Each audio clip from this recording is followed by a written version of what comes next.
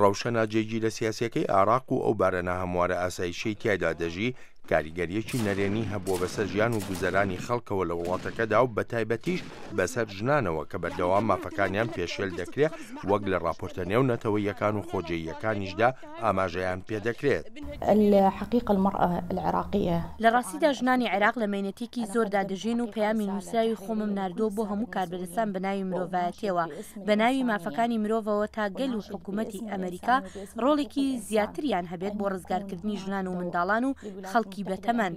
لەو ڕوانگەیەوەی بەشێکی زۆری گەلی عێراقن بەهۆی درڕندایەتەکانی ڕێکخراوە تیرۆریستەکانی هیچ پەیوەندیەکیان بە ئیسلامەوە نییە ڕوبەڕووی دژوارترین سەختی بوونەتەوە. بەهۆی شەڕی تونڕەوانی دەوڵەتی ئیسلامی و بەرز و نزمی نرخی نەوت لە بازاڕەکانی جیهاندا عێراق دووچاری قەیرانی دارایی بۆتەوە.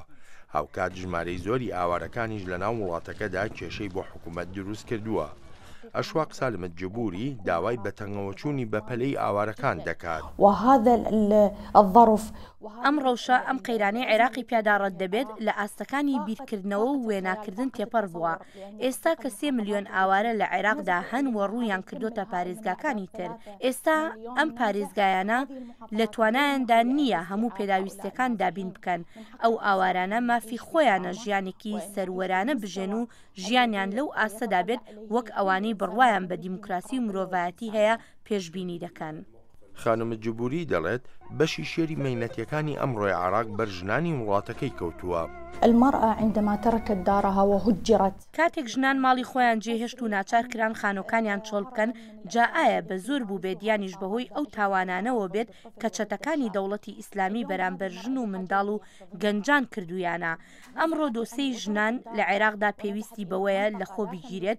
ئێستا ئاوارن شوێنی داڵدەدانیان نییە سەرچاوی بژێویان نییە کەسیش نییە یارمەتیان بدات ئیتر کێ ئەم ژنە بەو هەموو چەرمەسەریەوە لە خۆ دەگرێت کێ بەهانایانەوە دەچێت.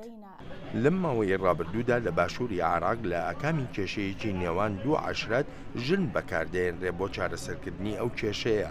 ئەمەش ناڕزاییەکی زۆری بەدواداهات بە تایبەتی لەلایەن ئەو ڕێکخراوانەی داکۆچی لە مافەکانی ژنان دەکەن. بالحقيقة هذه العرف العشائري قد انقرض من بەڕاستی چەندان ساڵە ئەم جۆرە ڕەفتارە عەشرەتگەراییانە ڕەوینەتەوە. ئەمڕۆ ئەو دیاردەیە سەری هەڵداوەتەوە جێی سەرسوورمانە.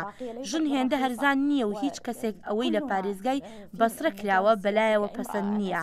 ئەمە نە ئاین و نە یاساش پێی قبوڵ نییە ژن هەرزان فرۆش بکرێت بۆ چارەسەرکردنی کێشەی عەشایری بەکاربهێنرێت.